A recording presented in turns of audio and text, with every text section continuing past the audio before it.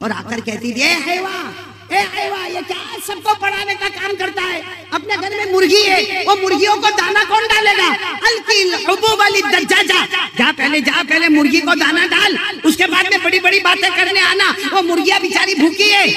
हालांकि हजरत हैवा कहते, अल्लाह की कसम मैं मुर्गियों को दाना डालता, वजू करता, गुसल करता और फिर उसके बाद सबक पढ़ा जाता। लेकिन माँ कहती तो माँ के सामने हुज्जत नहीं करते, ये ना मैंने सुबह में डाल दिया। बेचारे हदीस की किताब को बंद करते, सबको कहते बैठे रहो, मैं मुर्गियों को दाना डाल के आता हूँ। जाते थे, मुर्गियों को दाना डालते थे, फिर माँ को पूछते थे, माँ मैं जाऊँ हदीस पढ़ाने जाऊँ? माँ गुस्से में जा, लेकिन अब आइंदा से भूलना मत मुर्गियों को दाना डालना, जा चला जा। एक पक्का वादा करो, माँ बाप को नाराज नहीं करोगे।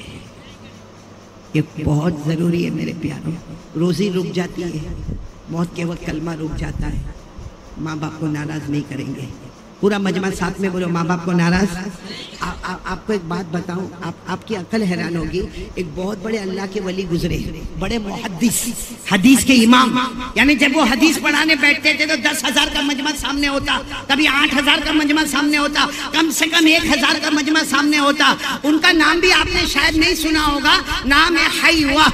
बोलो क्या नाम? हमारे यहाँ ये नाम रखने का, इंडिया में नाम रखने का रिवाज ही नहीं है। हैवा, बोलो क्या नाम? हैवा। खैर उनका नाम था हैवा। वो जब हदीस पढ़ाते थे ना, अब उनकी माँ थी, 100 साल की उम्र हो गई थी माँ की। ये हदीस की किताब पढ़ाते थे, सामने बड़ा मजमा बैठा होता। वो माँ बेचारी 100 साल की, दिमाग ठिकाने पर नहीं। वो माँ आती थी, एक बड़ा डंडा लेकर आती थी और आकर कहती थी, ए हैवा, ये क्या सबको पढ़ाने का काम करता है? अपने घर में मुर्गी है, वो मुर्गियों को दाना कौन डालेगा? अलकिल हुबू वाली दज्जाजा, जा पहले मुर्गी को दाना डाल, उसके बाद में बड़ी बड़ी बातें करने आना। वो मुर्गियां बेचारी भूखी है। हालांकि हजरत हैवा कहते, अल्लाह की कसम मैं मुर्गियों को दाना डालता, वजू करता, गुसल करता और फिर उसके बाद सबक पढ़ा जाता। लेकिन माँ कहती तो माँ के सामने हुज्जत नहीं करते, ये ना मैंने सुबह में डाल दिया। बेचारे हदीस की किताब को बंद करते, सबको कहते बैठे रहो, मैं मुर्गियों को दाना डाल के आता हूँ। जाते थे, मुर्गियों को दाना डालते थे, फिर माँ को पूछते थे, माँ मैं जाऊँ हदीस पढ़ाने जाऊँ? माँ गुस्से में जा, लेकिन अब आइंदा से भूलना मत मुर्गियों को दाना डालना, जा चला जा। ऐसा 1 महीना 2 महीना, रोज माँ आवे। एक दिन मालूम नहीं, माँ की उम्र भी कितने साल की, 100 साल। बड़ी गुस्से में आई और डंडा तो हाथ में लेके आती थी। एक दिन आए और सीधा डंडा लेके सर पे मारा और सर फटा और खून निकलना शुरू हुआ। और मारे गुस्से में कहा, बस रोजाना बोलने आने का कि मुर्गी को दाना डाल, तेरे को समझ में नहीं आता कि मुर्गी को जाके दाना डाले। वो हजरत हैवा ने किताब बंद किया, यूं अपना सर को यूं पकड़ा, गए मुर्गियों को दाना डाला, उसके बाद बड़ा पट्टा बांधा और उसके बाद पढ़ाने आए। लेकिन आज जब पढ़ाने आए, किताब को खोला, क्योंकि दर्द भी होता होगा और माँ की मोहब्बत भी आती होगी, मालूम नहीं, पढ़ाते जावे, रोते जावे, पढ़ाते जावे। तो एक स्टूडेंट खड़ा हो गया, कहा, एक बात बोलूं आपको, आप मेरे टीचर हो, आप मेरे उस्ताद हो, मगर एक बात मैं आपको बोलूं। कहा क्या? कहा एक काम करो, ये रोज का मामला खत्म हो जाएगा। ये रोज मुर्गी को दाना डाल, ये मामला खत्म हो। तो कहा बेटा बता ना क्या करूं ये मामला खत्म हो जावे? कहा जब घर से निकलो तो बाहर ताला मार के आओ। भाई घर से निकलो तो बाहर, किसको अंदर रखो? माँ वो 100 साल की, उसको क्या समझ पड़ेगी? वो आके दरवाजा ठक ठक ठक ठक ठक खिटखिटाएगी, उसके बाद में मामला खत्म हो जाएगा, भूल जाएगी। आप ताला मार के आओ। हजरत हैवा ने किताब बंद की और रोने लगे, कहने लगे, वहां ताला मारूंगा तो ख्वाबों पे ताला पड़ जाएगा, मेरे ख्वाबों पे ताला पड़ जाएगा। तो किसी ने कहा, आपके ख्वाब पे क्या ताला पड़ेगा? कहा तुमको नहीं मालूम मेरे बच्चों, मैं रात को सोता हूँ, मेरे नबी ख्वाब में आते और मुझे पूछते, आज माँ ने तुझे कहाँ मारा? जहाँ मैं जगह बताता हूँ कि मेरी माँ ने यहाँ मारा, मेरे नबी वो जगह को चूम लेते। आज तो मेरी माँ ने मुझे बहुत मारा, आज तो खून निकला। आज मैं रात को मेरे नबी को कहूंगा, आज तो बहुत खून निकला। मालूम नहीं मेरे नबी मुझे कितनी मर्तबा गले लगा लेंगे, कितना प्यार करेंगे। अरे वहाँ ताला लगा दूंगा तो यहाँ ताला लग जाएगा। और फिर हजरत हैवा ने कहा, मेरे बच्चों, ये जो पढ़ाता हो ना, वो उसी माँ की दुआ का सदका है। मेरे प्यारों, आप बहुत खुश नसीब होंगे यहाँ पे, जिनके माँ बाप होंगे या 2 में से 1 होगा। आपको मालूम है, मैं भले बयान करता हूँ मगर बड़ा बदनसीब हूँ, माँ बाप दोनों कब्र में चले गए। ये रमजान से पहले अब्बा भी चले गए, 3 साल पहले माँ भी चली गई। अल्लाह की कसम वो दिन बहुत अजीब होता है जब माँ का जनाजा उठाना पड़ता है। और मेरे को मालूम है आप भी अपने माँ बाप से मोहब्बत करते होंगे। आपको मालूम है मेरे घर में जिस कमरे में मेरे अम्मा अब्बा रहते थे, मैं कितनी भी देर बयान करके जाऊं, मुझे मालूम है कि अम्मा अब्बा सोए होंगे, रात को डिस्टर्ब नहीं करने का, लेकिन धीरे से दरवाजा खोल के माँ बाप को देखता था, फिर सो जाता था, फिर बयान करने जाता था, माँ बाप की मुलाकात करता था, फिर निकलता था। अब किसको देखने जाऊं, अब किसको देखने, अब कब्रिस्तान जाता हूँ, वहां से आ जाता, न माँ का चेहरा दिखता है न बाप का चेहरा दिखता है। और अल्लाह की कसम कयामत तक कोई नजर नहीं आएगा, न माँ नजर आएगी न अब्बा नजर आएंगे। अगर आपके माँ बाप है आप शुक्र मान के माँ बाप की खिदमत कर ले, और न मेरी तरह पछताओगे आज माँ भी नहीं और बोलो अब्बा भी नहीं। और मेरे आप लोग बेशक अपनी माँ बाप से मोहब्बत करते होंगे, मैं बहुत मोहब्बत करता हूँ, मौलाना वसीउल्लाह आप लोग करते होंगे, क्योंकि माँ माँ है, माँ के कदम के नीचे जन्नत है, बाप जन्नत का दरवाजा है, सब मालूम है। माँ बाप से बहुत मोहब्बत करता था, आज भी करता हूँ, आज भी रातों को नहीं सो पाता जब तक माँ बाप की यादें नहीं आती, माँ बाप के लिए दुआएं नहीं होती। लेकिन आपको ताज्जुब होगा, आपका माँ बाप का आपके ऊपर इतना एहसान नहीं होगा जितने मेरे माँ बाप का मेरे ऊपर एहसान है। क्योंकि मौलाना वसीउल्लाह कब से मेरा इंट्रोडक्शन ले रहे थे, कब से पूछ रहे थे मौलाना कुछ आपके बारे में बताओ, आपके बारे में बताओ।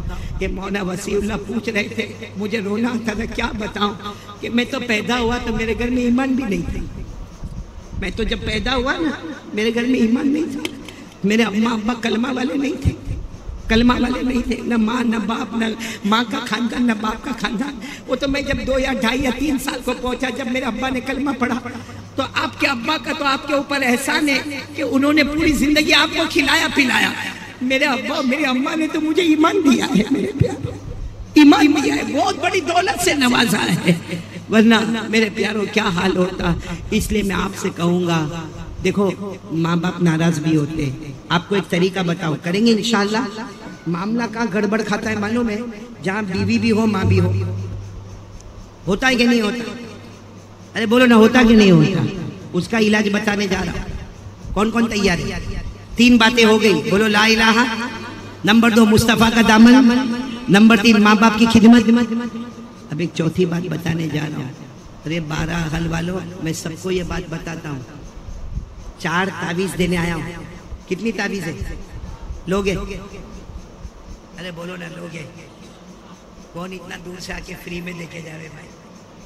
लेकिन आप लोगे तो हाँ बोलो, लोगे? कौन कौन तैयार है? देखो मैं 4 प्रॉब्लम बताता हूं, अगर प्रॉब्लम हो, आखिरी बात सब सुन रहे हो ना इंशाल्लाह, ये आखिरी बात में भी आधा पौना घंटा निकल जाएगा, चलेगा आप लोगों को? नहीं चलेगा तो हाँ बोलो, चलेगा? साथ में बोलो, हमारे नबी से बढ़कर कोई नबी नहीं, मुस्तफा का दामन, माँ बाप का दामन। अब आखिरी बात सुनो, 4 प्रॉब्लम। देखो 12 हल वाले को होवे तो हाँ बोलने का, नहीं होवे तो मेरे को साफ ना बोल देना, उसमें क्या नहीं है तो नहीं है। सबसे पहला प्रॉब्लम, हमारे घर में झगड़ा होता है या नहीं होता है? हाथ ऊपर करके बताएंगे भाई, जिस घर में झगड़ा होता भाई, होता ना? होता है। और सबसे बड़ा झगड़ा कहाँ होता है वो मैंने आपको बता दिया, जो घर में कौन होवे? आप औरतें भी बैठी है ना, आप बैठी जो भी बेटा, फारूक की बीवी भी तो आई है, बेटी भी आई है, बीवी का मामला बड़ा, ये लोग मालूम नहीं समझे, नहीं समझे। एक मियाँ बीवी में झगड़ा हुआ, बोलो मियाँ बीवी में होता है? आपके 12 हल में होता है? मैं निकाह कबूल करवाता हूँ आपका, है करके लेट के मुंह लेके देखते हो। अरे होता है तो हाँ बोलो, नहीं होता तो ना बोलो भाई। होता है घर में, मोहना होता है कि नहीं होता? घर में, सबके घर में होता, मेरे घर में भी होता, सबके घर में होता। एक मतलब बीवी ना मोहना बहुत गुस्से में आए, बहुत गुस्से में मौलाना वसीउल्लाह, कभी ऐसा होता है वो बीवी गुस्से में आए, बोलते कि हाँ तुम मेरे को इतना गाली देते हो, इतना बोलते हो, जब प्यार मोहब्बत करने पर आते हो तो मेरे को रानी रानी रानी बोलते हो। आप लोग तो नहीं बोलते ना रानी बीवी? नहीं बोलना ही मत, उसने कब हमको राजा बनने दिया। हाँ लेकिन मौलाना वो बीवी गुस्से में बोलती है कि तुम मेरे को रानी रानी रानी बोलते हो और अभी मेरे को चिल्लाते हो, तो शोहर तो बहुत गुस्से में था, मैं रानी नहीं बोलता, मैं नौकरानी बोलता, नौकरानी, लेकिन बोलने में लंबा होता तो रानी बोल देता हूँ।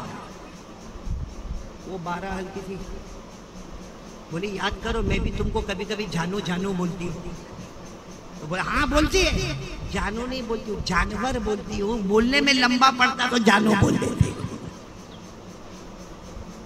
वो लोग बड़े खुश हो रहे जिनकी शादियां नहीं हुई है, जिनकी शादियां हुई वो समझ गए बहुत बड़ा गम है। तो खैर सबसे पहला गम मालूम, जिस घर में मौलाना बीवी भी होए और सही में क्यों मालूम है, क्योंकि हम तो काम धाम करके ना घर पे जाते हैं। अब बीवी उधर बैठी है, उधर वो कमरे में, माँ उधर, हम यूं घर में गए, अस्सलाम वालेकुम, गए घर में, कहाँ जा रहे उधर, माँ उधर, कहाँ जा, आपसे पूछ रहा हूँ। हाँ बहुत सुधरे हुए ना माँ की तरफ। चलो आपकी बात मान लिया, मान लिया, चला माँ की तरफ चला, घर में आया, अस्सलाम वालेकुम, सीधे अम्मा तबीयत ठीक है, मम्मी आपकी तबीयत ठीक है, आपने खाना खाया, पानी पिया, आपको सर में दर्द तो नहीं, आपको कोई तकलीफ तो नहीं, माँ कोई कोई कोई कोई तरह का मेरे घर के अंदर तेरे को तकलीफ तो नहीं। माँ बेचारी नहीं नहीं मेरा बेटा बहुत अच्छा, बेटा बहुत अच्छा, तू मेरा बहुत अच्छा बेटा। चलो 15 मिनट माँ के साथ बात किया। अब कहाँ जा रहा है, कौन से स्टेशन पे, बीवी इतना खतरनाक, उसका थोबड़ा पहले से चढ़ा हुआ, और जैसा जाएगा ना अस्सलाम वालेकुम, ये सलाम का जवाब, फिर वो कहेगा क्या हुआ, अरे क्या क्या हुआ, घर में बर्तन मेरे को धोने का, कपड़ा मेरे को धोने का, सारा घर साफ मेरे को करने का, बच्चे को मदरसा भेजने का, बच्चे को स्कूल भेजने का, सारा काम दिन भर मेरे को करने का। अरे घर में आया कम से कम एक बार तो पूछ के तेरी तबीयत कैसी है, बस चला माँ के पास, चला माँ के पास, शादी करने की क्या जरूरत थी। हुआ गड़बड़ हुआ, घर में झगड़ा हुआ, फिर क्या करेगी मालूम, बीवी बहुत होशियार है, खाना मांगेगा ना फट करके खाना, तू नहीं खाएगी ना, मेरे को नहीं खाने का। रात को सोएगा ना तो बीवी अगर ये ऐसा देखता है तो बीवी का चेहरा उधर हो गया, और भूल में थोड़ा यूं हाथ लगा ना, क्या मुसीबत खड़ी हो गई भाई। बेचारा पूरी रात परेशान, दूसरे दिन काम पर गया, आज काम पर से आया, अब माँ इधर ही वही जगह, बीवी वही जगह, घर में आया, अस्सलाम वालेकुम, घर में आया, आज कहाँ जाएगा, तो सब वही बोलेंगे कि कल क्या हुआ उसको मालूम है। अब बीवी के पास गया, बीवी अंदर अंदर से बहुत खुश होती है कि मेरा काम बन गया। चलो बीवी के पास आधा घंटा बैठा, अब कौन से स्टेशन पे, माँ, अब माँ के पास गया ना, माँ अल्लाह हमारी माँ को भी जज़ाए खैर दे, यूँ रो रही होगी, क्या हुआ, कुछ नहीं, जा जा जा तू तेरी बीवी के पास, माँ माँ कुछ सर में ना ना सरवर कुछ नहीं दुख से, जा, अरे माँ हुआ क्या, तू इतना रो क्यों रहे, नहीं अरे मेरे को पूछने की जरूरत नहीं है, तू जा। और फिर माँ कहाँ जाएगी मालूम, पड़ोस में, पड़ोसन पहले से इंतजार करती होगी कि बूढ़ी अम्मा कब आवे, ये जाएगी वहां पे, जाएगी और वहां जाकर ये लड़का भी पीछे गया, जाके क्या बोलती मालूम, मेरा लड़का बदल गया, मेरा लड़का बहुत अच्छा था, बहुत अच्छा था, लेकिन वो नागन घर में आई ना, उसने जादू करके कुछ पिला दिया।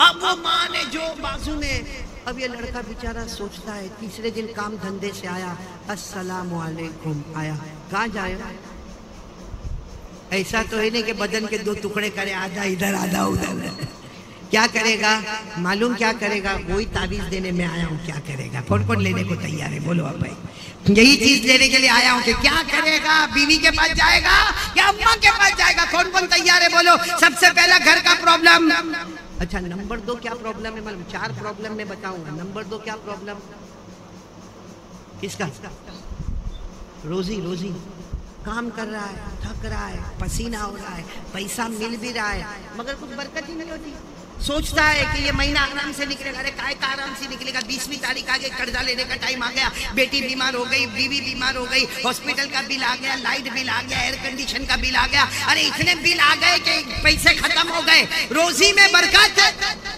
आपको मालूम है मैं तारीफ देता हूँ, शायद ये पूरे मजमे में मेरे से फास्ट कोई नहीं होगा, इतना फास्ट में हूँ ताबीज देने में, और क्या लाइन की लाइन लगी रहती है। एक मरतबा एक आया, एक भाई आया मेरे पास और मेरे को आके क्या बोलता है मालूम है, मौलाना और मौलाना ये बहुत बड़ी लाइन है, मेरे को जल्दी ताबीज दे दो ना। मैंने कहा हुआ क्या, मेरे को कहता है रोजी में बरकत नहीं। मैंने सोचा इतनी बड़ी लाइन में कहाँ बेचारा खड़ा रहेगा, जवान है, तप रहा है बेचारा। मैंने जेब में से यूँ कागज दिखाया, मेरे को तो बहुत प्रैक्टिस, यूँ लिखा, यूँ दिया, और मैंने कहा जा चला जा, तो खड़ा हो गया। क्या हुआ, एक तो लाइन में नहीं बगैर लाइन के दे रहा हूँ और तू खड़ा है। तो कहता है मौलाना इतनी छोटी ताबीज देगा तो छोटी बरकत होगी, बड़ी देना बड़ी बरकत हो गई। मैंने कहा दे दे, रख लिया। मैंने कहा नालायक, अगर बड़ी तावीज से बरकत होती मैं मेरे घर में कलर नहीं लगाता, तावीज के पेपर ही लगाता, वही बरकत करता मैं। तो एक दूसरा प्रॉब्लम है रोजी में बरकत नहीं। पहला प्रॉब्लम घर में।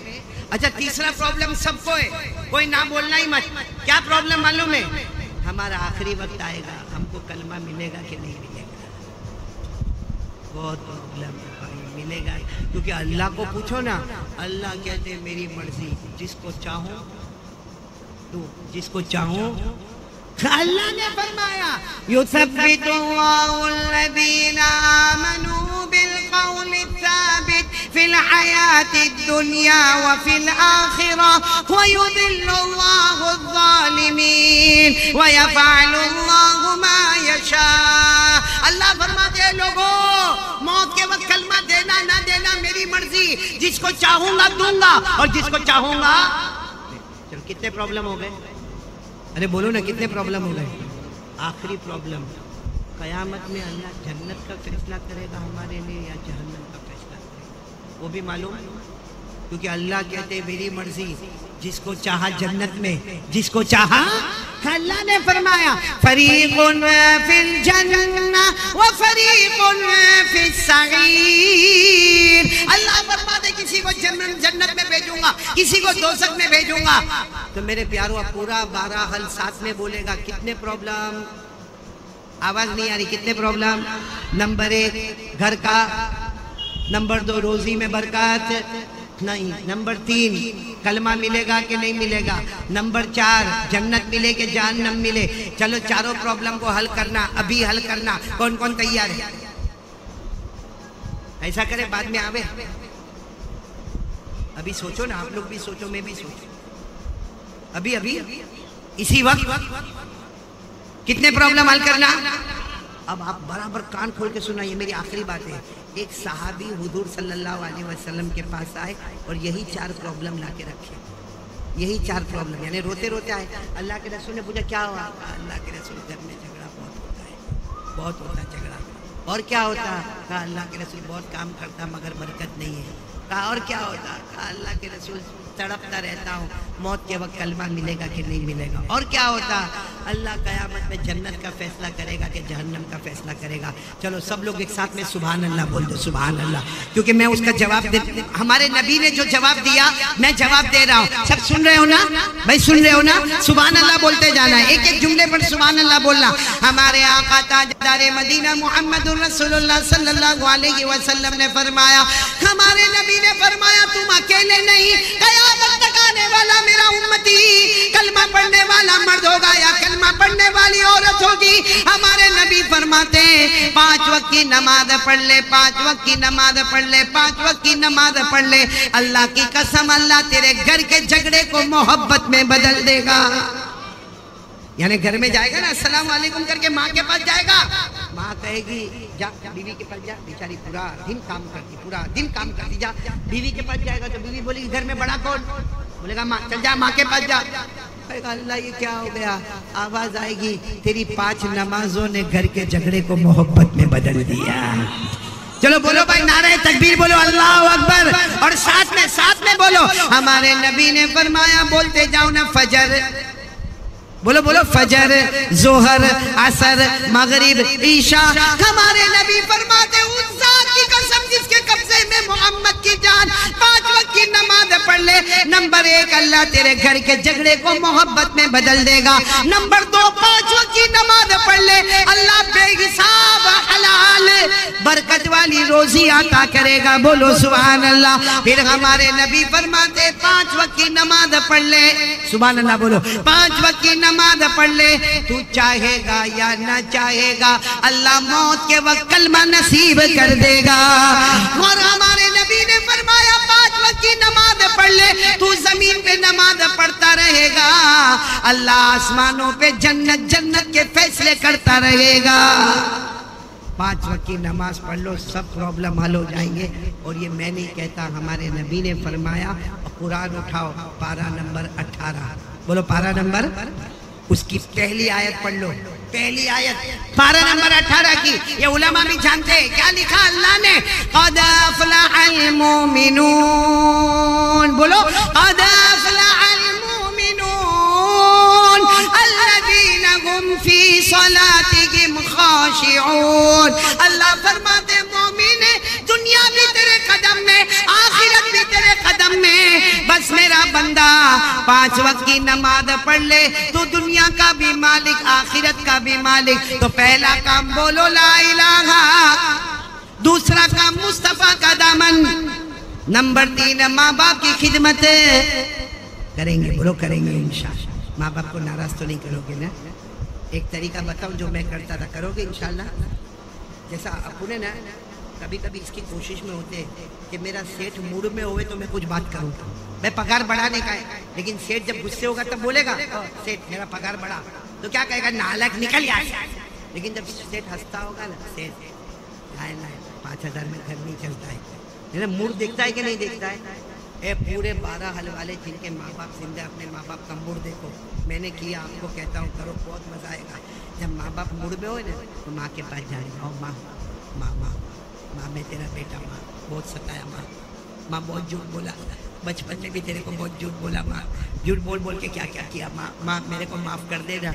आप देखना माँ की ममता जोश में आएगी, आंखों से आंसू आएंगे, सर पे हाथ रखेगी और कहेगी जा मैंने माफ़ कर दिया। और बाप को कैसे राज़ी करने का मालूम, बाप वो मूड में आवे, क्योंकि बाप कभी कभी बहुत गर्म दिमाग का होता है, जल्दी मूड में नहीं आता, तो क्या करने का, सोने जावे ना तो पाँव दबाने का बाप के, तो पाँव दबाएंगे फिर आखिर में बोलेगा हाँ बेटा बहुत हो गया, तब कहने का अब्बा माफ़ कर देना, अब्बा बहुत सताता और हो सकता कल भी सताऊंगा वापस, अब्बा मेरे को माफ़ कर, वो भी कहेगा जा जा मैंने माफ़ कर दिया। माँ बाप जब अपनी ज़बान से कहते बेटा मैंने माफ़ कर दिया, अल्लाह आसमान पर फरिश्तों को कहता है फरिश्तों वो माँ बाप ने बेटे को माफ़ कर दिया, मैं 99 दर्जे ज़्यादा रहमत रखता, गवाह रहो मैंने भी मेरे बंदे को माफ़ कर दिया। तो करेंगे, बोलो करेंगे इंशाअल्लाह, करेंगे इंशाअल्लाह। तो 4 काम करेंगे इंशाअल्लाह, दुनिया भी हमारे कदमों में, आखिरत भी हमारे कदमों में। मैं फिर तमाम उलमाए किराम का, क्योंकि मैंने जैसे कहा ना कुरान बहुत बड़ी किताब है और ये सब कुरान वाले बैठे हैं, ये दाएं बाएं, अल्लाह की कसम 12 हल वालों उलमा का बिगाड़ ना सको, मत बिगाड़ो, कबस कम उलमा का अच्छा ना करो, न करो, कभी इनकी गीबत मत करना, इनकी चुगली मत करना। इनके सीने में क्या है? कुरान है। कुरान एक ऐसी चीज है जो इंसान को आखिरी मोड़ पे सही रास्ते पर लेकर आता है, इसलिए इनकी बुराई मत करना। और कसम खाकर कहो, अल्लाह की कसम, अगर ये उलमा ना होते, हमारे बच्चे को कलमा ना आता, हमारे बच्चों को दुआ याद नहीं होती, बल्कि जुनैद बगदादी फरमाते थे लोगों उलमा की कदर करो। अगर ये उलमा ना होते तो हमारे जनाजे की नमाज पढ़ाने वाला भी कोई ना होता। इसलिए जितना हो सके ये उलमा किराम, हमारे मौलाना वसीउल्लाह साहब, इनका भी मैंने सुना मदरसा कंजुल उलूम माशाअल्लाह यहाँ आपके 12 हल में चलता है। अल्लाह तबारक व तआला दिन दुगनी रात चुगनी तरक्की अता फरमाए। और हमारे बहुत बड़े बुजुर्ग मौलाना अब्दुल मन्नान साहब, हमारे बेटे फारूक दिलकश साहब और भी बहुत सारे उलमा किराम यहाँ पर तशरीफ फरमा। और ख़ास करके मेरे को जब से मैं गुजरात में था ना, वहाँ से मेरे को एक नाम का बहुत पता चलता था, अली जान है, हाँ वो अली जान। मेरे को एक ही खबर मिलती थी, अली जान और उसकी पूरी कंपनी, अली जान और उसकी पूरी जमात, अली जान और उसकी। तो ये जब अली जान कहते थे, मैं भी सोचता था ये अली जान को तो देखना पड़ेगा, क्योंकि मैं भी अहमद अली तो, लेकिन जान मेरे साथ अभी तक नहीं लगा है। भाई तेरी परमिशन हुए तो जान लगा दूँ मेरे साथ। खैर अल्लाह हमारे अली जान बेटे को और इनकी पूरी कमेटी को, पूरी जमात को, जिन्होंने मिलकर ये प्रोग्राम किया। मेरे को भी मालूम है ये प्रोग्राम करना कोई आसान नहीं होता है, बड़ी मुश्किल होती है, बहुत स्ट्रगल होता है, बहुत बड़ा काम करना होता। और मैं बहुत शुक्रिया अदा करूँगा मेरे साथ में अब्दुल रशीद भाई, जो कटक से मेरे साथ में जुड़ गए, जो मेरे बहुत पुराने दोस्त थे। इसी तरह उनके बेटे भी यहाँ मौजूद है। क्या नाम है बेटे का? अहमद अली नाम, मेरा ही नाम, बेटे का भी नाम अहमद अली का भी मैं बहुत शुक्रिया अदा करूंगा। और इसी तरीके से मेरे साथ में इमरान बेटे आए हैं, शाहनवाज बेटे आए हैं और अशरफुल भाई मेरे साथ में जुड़े। और सबसे ज़्यादा मैं शुक्रिया अदा करूंगा, सही में मैं बहुत जगह पे जाता हूँ और हम लोगों को खाना बहुत अच्छा मिलता है, हर बयान करने वाले। मेरे को किसी ने कहा मौना है पेट बाहर का को आता है, वॉकिंग करो ना, डाइटिंग करो ना। मैंने कहा कितनी भी वॉकिंग करूँ, डाइटिंग करूँ, मुर्गी का कब्रिस्तान है। जहाँ जाओ खाना जा। लेकिन सही में मौलाना वसीउल्लाह मैंने खाना बहुत जगह पर खाया, लेकिन कल रात को इतना थक कर, क्योंकि सूरत से फ़्लाइट लेकर चेन्नई में 3 घंटे रुक कर फिर भुवनेश्वर की फ़्लाइट 2 घंटा, फिर 2 घंटे के बाद उतर के फिर मैं आया। हमारा दीन मोहम्मद कहाँ है बेटा? ये दीन मोहम्मद और इनके अब्बा कहाँ है? अल्लाह उनको जज़ाए खैर दे रही है। इनके घर पे गया। मौलाना वसीउल्लाह कभी जाना, मैंने अपनी ज़िंदगी में ऐसी मछली नहीं खाई। इतना अच्छा खाना खिला, इतना अच्छा। मैं तो खाना खाता गया, दुआ देता गया, खाना खाता। आखिर में बोला हाजी साहब ये खिलाते हो ना इसलिए दुआ दे रहा हूँ। लेकिन आप सब लोग दुआ करो अल्लाह दीन मोहम्मद को, अब्दुल हकीम को और उनके अब्बा को अल्लाह बेहतरीन बदला अता फरमाए। बोलो आमीन। बहुत रात भर बेचारों ने खिदमत की, अल्लाह ताला उनके जान माल उम्र में बरकत अता फरमाए, अल्लाह उनको खूब तंदुरुस्ती अता फरमाए। और जितना यहाँ मजमा आया है सब आमीन कहो। अल्लाह ने आज ये मैदान में जमा किया, अल्लाह हमको जन्नतुल फिरदौस में भी जमा कर दे। भाई सब जमा होंगे ना इंशाअल्लाह, बाद में वहां मुलाकात करेंगे ना इंशाअल्लाह। सब एक मर्तबा हाथ ऊपर करें और मैं सलाम करता हूँ, सलाम का जवाब दे दे। अस्सलामु अलैकुम व रहमतुल्लाहि व बरकातहू। बोलो वालेकुम अस्सलाम व रहमतुल्लाहि व बरकातहू। यगफिरुल्लाहु लना व लकुम। अल्लाह आपके जान माल उम्र में खूब बरकत अता फरमाए। बोलो आमीन या रब्बल आलमीन। व आखिरु दावाना अनिल हम्दुलिल्लाहि रब्बिल आलमीन। ये तो कारी अहमद अली साहब का बहुत ही बेहतरीन बयान था। उम्मीद करता हूँ कि आप हजरात को ये बयान बहुत ज़्यादा अच्छा लगा होगा। अल्लाह ताला मुझे भी और आप लोगों को भी कारी अहमद अली के इस बयान के ऊपर अमल करने की तौफीक अता फरमाए और दुनिया के अंदर रह करके अल्लाह ताला हम सबको अल्लाह और उसके रसूल सल्लल्लाहु अलैहि वसल्लम के तरीके के मुताबिक ज़िंदगी गुजारने की तौफीक अता फरमाए। अस्सलामु अलैकुम व रहमतुल्लाहि व बरकातहू।